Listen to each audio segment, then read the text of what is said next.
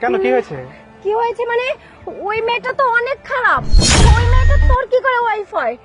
খারাপ মানে মানে কি বলতে চাচ্ছিস তুই? হ্যাঁ, ও তো আমার অফিসেই জব করে।